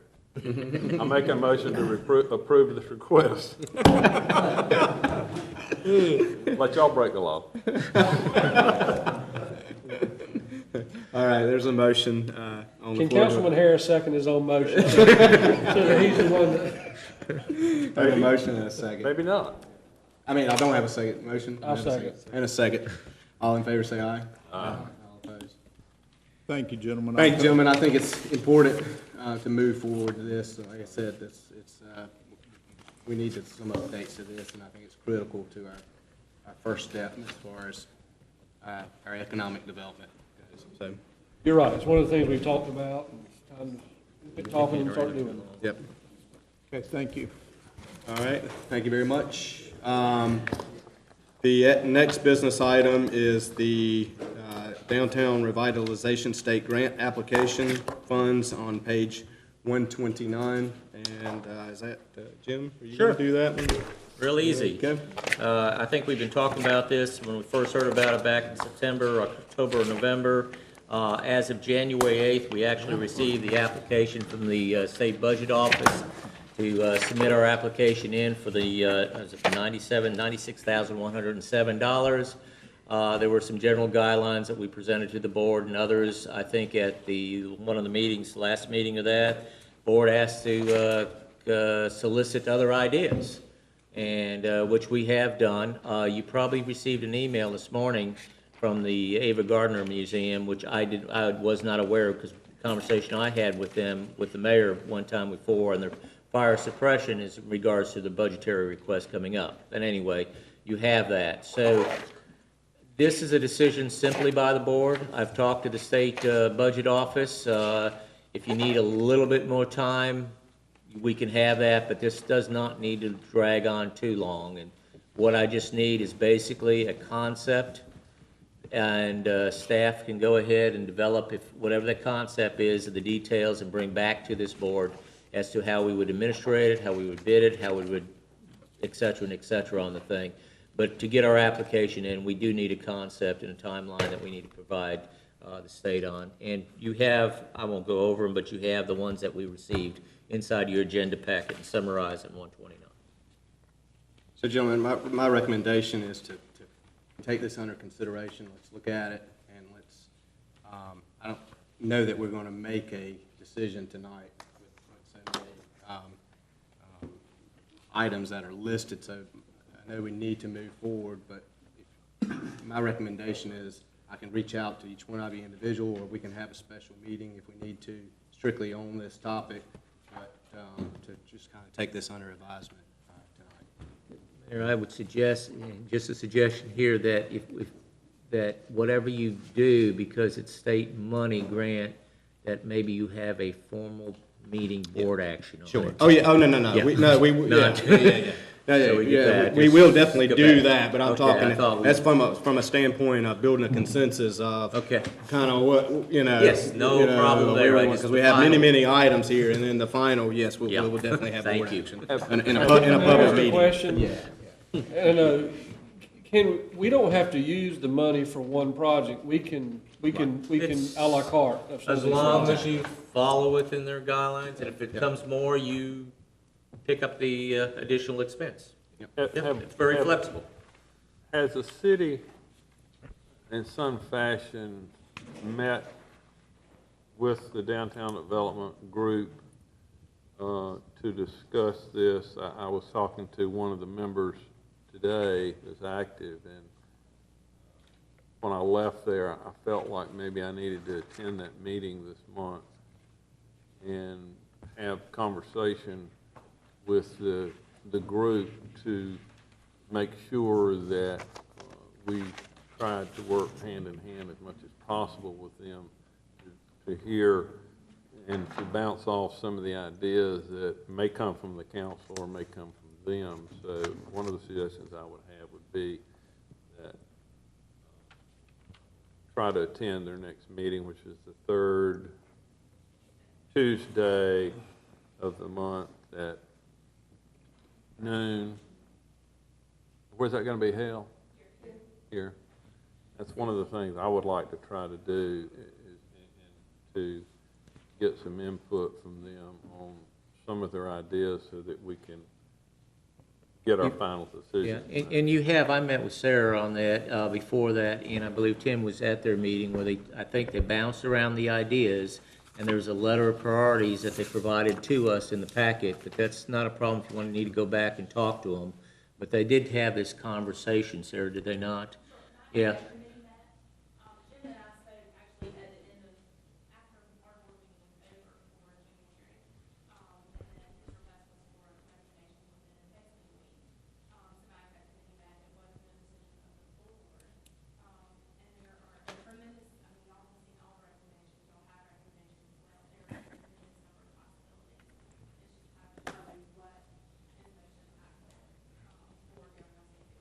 So, and Perry, also, just to let you know, though I haven't met with the entire board, I did meet with Sarah last week, and we discussed this as well. Well, I would make a motion that we table this tonight and that we try to bring to the council at the next meeting through staff and the mayor a more concrete proposal on where to spend this money. All right. That was the motion. That is a motion. Do I have a second? I'll second it, but I'd like to have some discussion. Sure. I'd like to make sure, Sarah, if it's appropriate, thank you for what y'all do in your time. I understand, you know, you guys represent the downtown specific and a lot of businesses. And I just want to make sure that these priorities are unanimous or a majority. In other words, can you make sure that in y'all's discussion that y'all kind of narrow it down for us? Because I think it's so important we take your feedback. And I say yours, I'm talking about your whole group who we represent. Because some of these things will impact others more than others. And I think that it's appropriate that we spend the money that will help the most with the biggest reach. And, great job in the list here. Thank you. That's all. Thank you. I have a motion and a second. All in favor, say aye. All opposed, okay. We'll try to do that, and if not before, at the next council meeting, we'll come back with a recommendation. All right, the final item under business is one that was removed from the consent agenda. Consideration and approval of an agreement with BB&T in the amount of $25,000 to purchase the Family Life Center. Yeah, Ron, you I had missed some that questions. meeting, yeah, so, I missed that meeting, so I just want to get some clarification on, you know, what was going on since I missed that meeting tonight. Okay. Well, you want to? The former manager had, former mayor had discussions with the division of BB&T that handles their troubled properties, at least the bad loans, and had discussed purchase of the Family Life Center building. That discussion appears to have been on two fronts. BB&T has a note that, an objective that they say is secured by that building, and that they are owed a certain amount of money. It's our understanding that the Family Life Center would like to convey whatever interest they have in the building. In John's email, which I got last week, the negotiation is for the bank to convey its note, and then maybe the town would foreclose the note. I received a call from the attorney for the Family Life Center who said that they would convey the Family Life Center to the town. The town would clear the note. There have been 4 guarantors or more of the note that are in that family. Obviously, there's some details there that are not fully resolved. But, the general discussion was a flat price, which I think you have, for the purchases of BB&T's interest.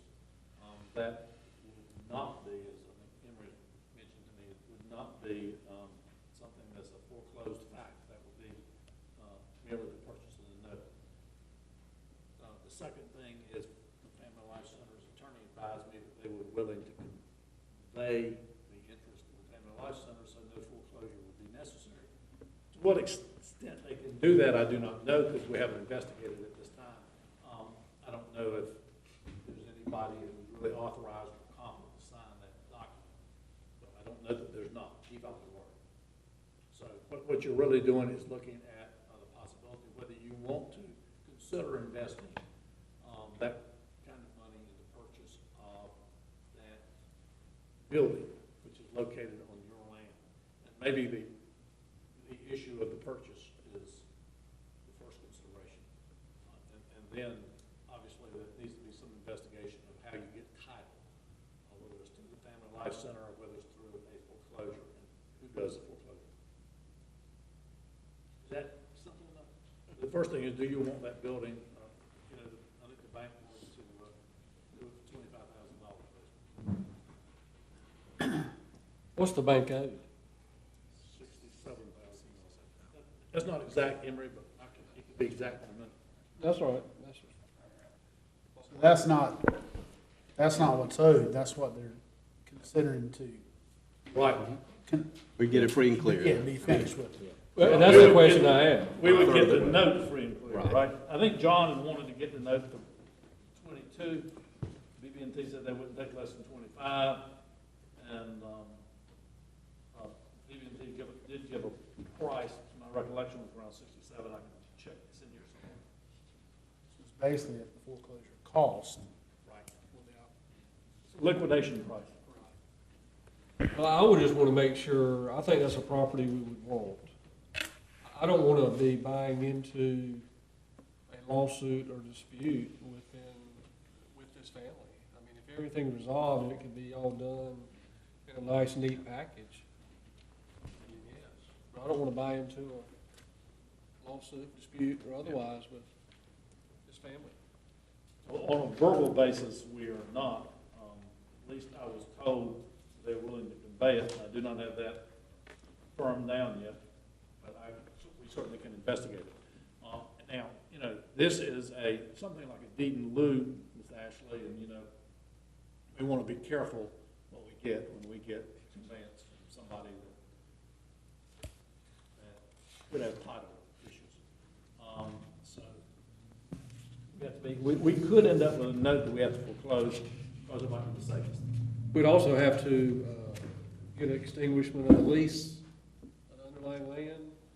Which they say they'll give. Could all this get a little complicated? Yes, but John has negotiated it for months, and this is where it is. He was confident that this was a good approach. I have not contacted the bank to try to get in on this. Leave that for you to direct us what to do. Do you need a vote or just a consensus, direction, or what do we need to do here? I think I need a resolution to authorize the town manager, assistant town attorney, is that fair enough, Jim? To negotiate a purchase of the Family Life Center at a cost of approximately $25,000. We'll have at least that is what the bank would sell it for. So if you are willing to consider sell that note at $25,000, what I think we need to do, Mr. Ashley, is discuss the procedural issues that are there, including how we can get good title. But the bank is willing to release its interest for $25,000, and we need to investigate whether we can get good title other than by foreclosure. Well, that's what I would be interested in. I don't have a problem with paying BB&T the $25,000 if, as part of that, we can get good title to the building, the lease relinquished, and his family be somewhat happy with it. You obviously could spend some money doing that.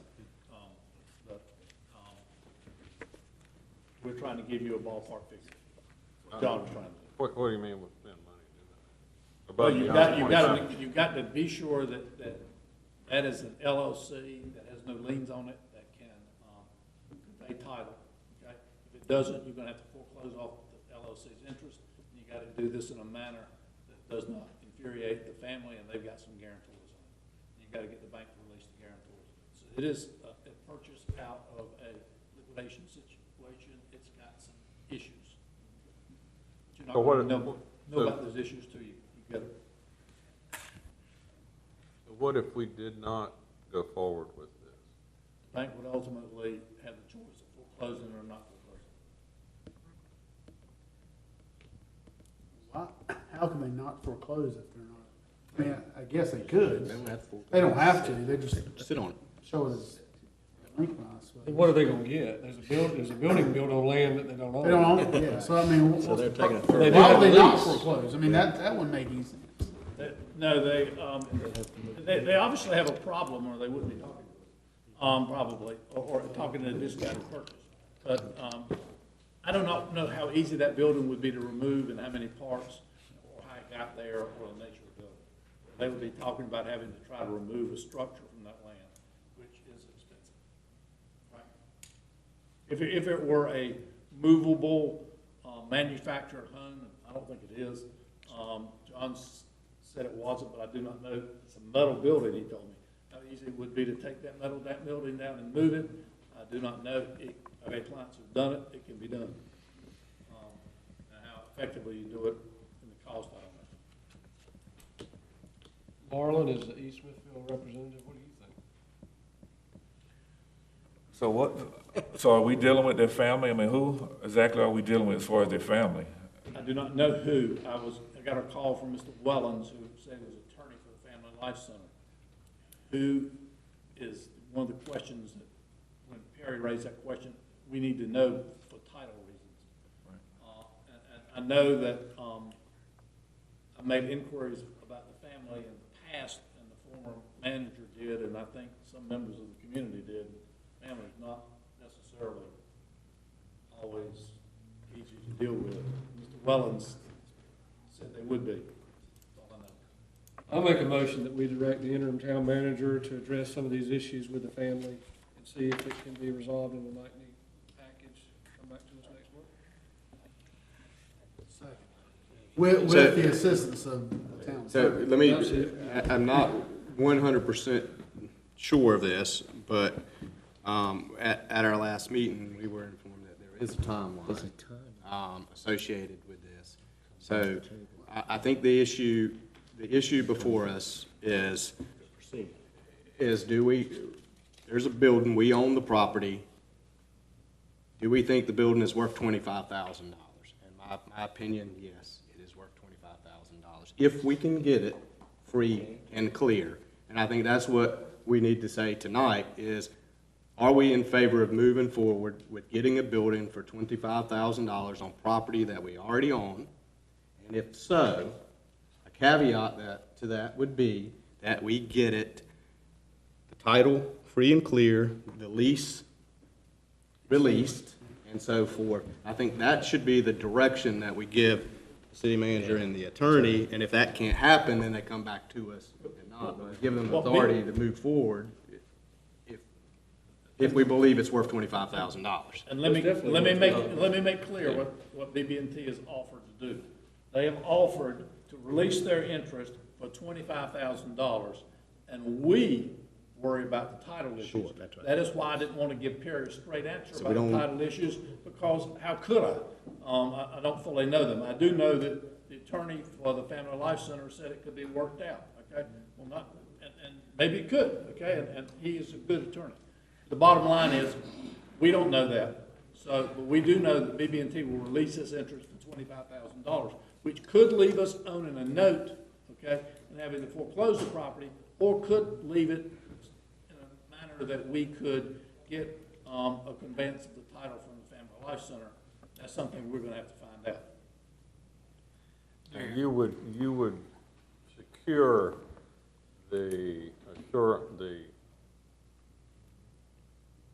you would secure the documentation prior to us purchasing the building? Well, yes, sir.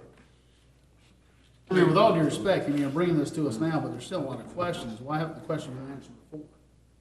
Because, I mean, I don't understand, you're bringing this to us, but there's so many loopholes in this thing. but that's what they are. It's really unfair for us to have to make a decision or not. Well, the deal was last week, huh? Sam, I can go in this, we can go into closed session and do this, but this. We need some clarification, because it's a little annoying.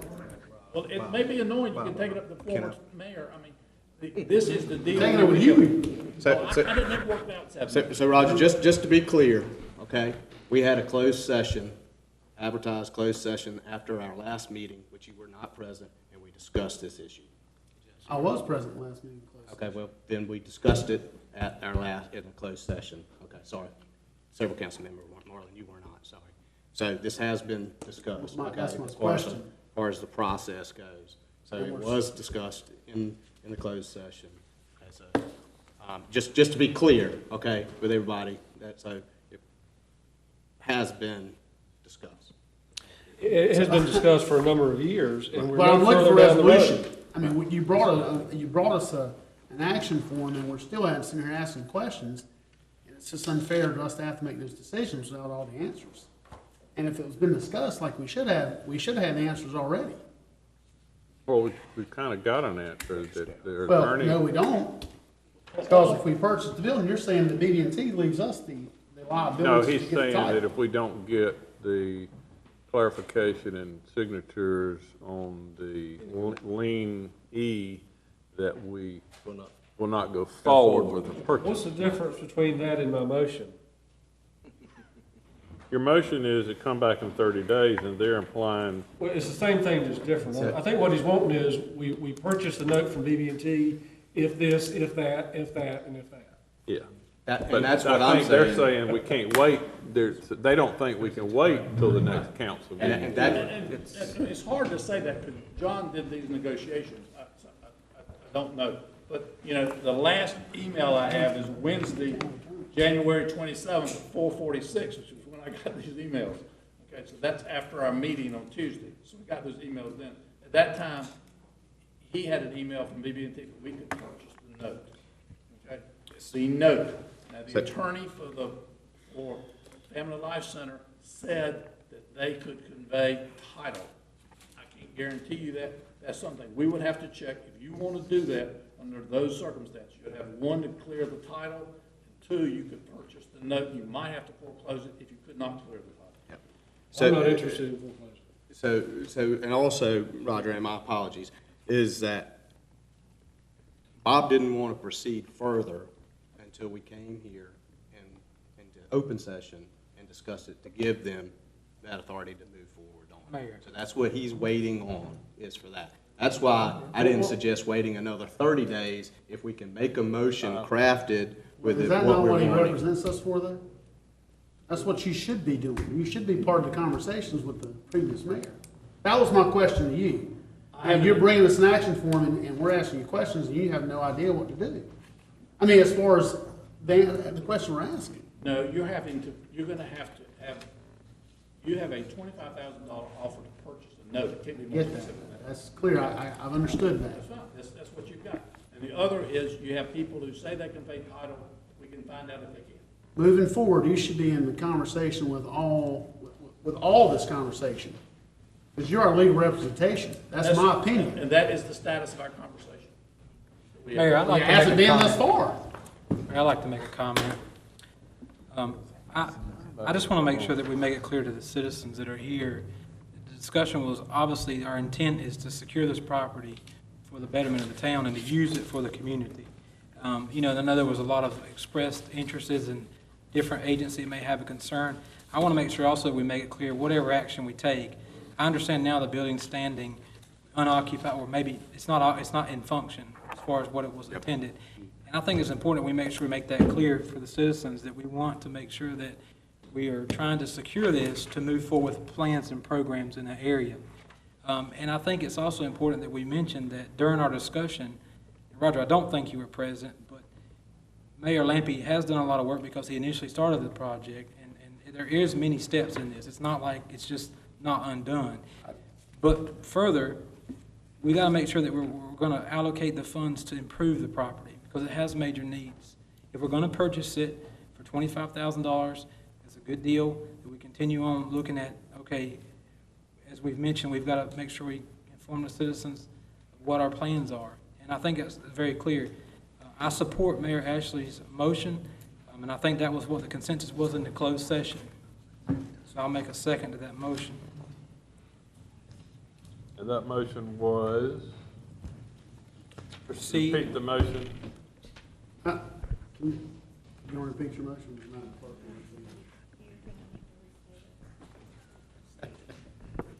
It included coming back to us at the next meeting. But, well, my motion was to direct the interim town manager to work on the questions we need answered regarding could we secure good title to the building, which would involve determining, can they convey good title? Will any existing lease be released? And if it can be, then come back to us and I can restate the motion in a whole new way, though. What I was gonna say is, if you would amend it to state that if those are yeses, we purchase it for $25,000. There you go. There you go, okay. I move that we approve the purchase of the note from BB&T for $25,000 if title can be obtained, if the existing leases can be released, when otherwise, if the town acquires good title, with no encumbrance, no liens, no nothing, and the $25,000 is not to be paid until that can be guaranteed, and the transaction all happens simultaneously. Does that make sense? And I second your motion.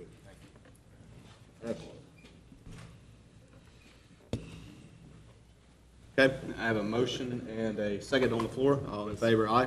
Aye. All opposed? All right, thank you, gentlemen. Oh, that was going to be an easy one.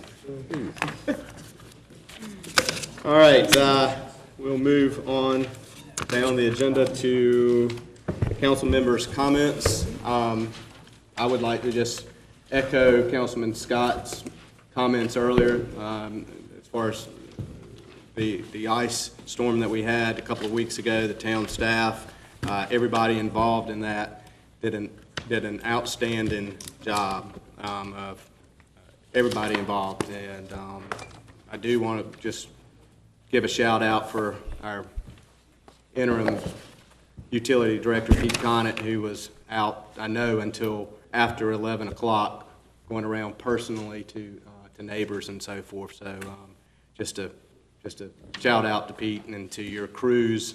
I've already mentioned this to you.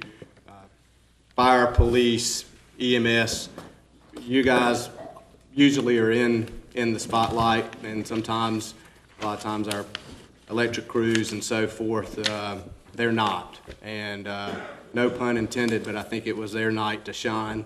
And you know, I think hats off to them. They did an outstanding job of the number of calls that they had to answer. I think we had between 400 and 500 customers out on Friday, and we had all electrical service back on by just a few minutes past 11 o'clock Friday evening, with a few spotty outages that occurred on Saturday. But I know some of my friends who called me and contacted me who were without power until Sunday evening. I simply couldn't help them because they were on to power. But I did express sympathy through them and offered up my residence to them if they wanted to come stay. But unfortunately, we couldn't help them out in that time period. But to Councilman Scott's earlier comment, I think it is something that we probably ought to at least look into. And one thing I did thought about during that time, whether it's help with the restoration of the power, I talked to Chief Blanton briefly about this, is if we can't help with the power, maybe we can help at least with checking on residents and checking, and we may already have a program, but maybe a more formalized program of where we could possibly register with the town, and in instances like this, either our police, if they're not tied up, or either maybe some of our non-essential personnel who are not coming in to work or whatever, maybe they could come in during those time periods and go around and maybe check on some of our residents, especially our elderly residents who we know that might be in need of some assistance. I think would be something that, Mr. Manager, I'd ask that we kind of look into that. We had that discussion this morning in staff meeting. Okay, great. All right, perfect. Okay, and again, I just want to say very quickly, and I know it's getting late, and we got a closed session we got to get into, but I really think there's some momentum building in the town, and you gentlemen up here, you're to be commended and thanked. I see it. I have people coming up and talking to me, people that are usually not involved in the town, and they're excited, and they want to be involved, and they want to help move this town forward. So to you out in the audience, to anyone listening on television, I'm begging and I'm pleading for your involvement. We can stand up here and talk all day, but unless we have someone to help us out and to serve on some committees and help us move things forward, us up here, we can't do it ourselves, and town staff, we just simply don't have enough people on staff. I encourage the citizens to get involved. We need it, and again, I can feel the momentum building, and I think we're almost there. And to Keith, I want to thank you for staying here tonight. You could have just come up and talked and left, but you've listened and you've heard some of our concerns. And should you get elected to the county commissioners, we certainly hope that you would come back and your ear would be open to our concerns. And so, thank you for coming. Gentlemen, any other comments? Mayor, one thing I'd like to add to your comments is on the consent agenda tonight, I think it's appropriate to recognize those that submitted application to be on some of our advisory committees and appointments that we made tonight. And I would like to say thank you to those of you that are serving and are interested in serving, as it's been an honor for me to serve you guys, and I look forward to working with you however we can for you and for the citizens. The other thing I'd like to add, Mayor, with the recent emergency situation that we had in the town, I did allude to the Duke Energy thing. Perhaps I guess I should have clarified that. I think that's in an emergency situation because that makes things a lot more obvious. And the other thing I think is important to point out, and you mentioned about, I reach out to the community as far during that time, how to help them. I know that there was a county-operated shelter. Unfortunately, it was in Clayton because there was more needs there. But we also have our emergency operations center that is located in the town facilities. And I think it's important during that time we consider, possibly utilizing that more than we have in the past. And that would give the people a place to contact and keep some of the burden off us. I know our 911 system was extremely overloaded, and they answered calls they said they answered more calls during this storm than they did in Hurricane Fran. It's quite tremendous what the workload they had. And our fire staff, our police staff, and our public utilities and our public work staff, they worked really hard. And I heard numerous times, the power outages, there were some 3 and 4 days. Our citizens in this town, and I'm just so proud to say that we didn't have those outages on our grid. The other thing I'd add is in efforts to improve on that area, the county has got some funds that they've received that they're going to be doing a major disaster drill, and that may be an opportunity for the town to get involved. I know the police chief and fire chief may have some more information on that they can share with you guys that would help us further understand how we can participate. So I just want to throw that there, but again, thank you guys to the citizens, for those of y'all that serve on these committees and are working to make our town better. Thank you so much. That's all, Mayor. Anyone else? Manager, you have any comments? Okay. All right. So, Manager didn't have any comments? Oh, I can't, but nothing is pressing, so. I move we go into closed session. Wait a minute. North Carolina General Statute 143-318.11A6 to discuss personnel matters. Second. All in favor, say aye. Aye.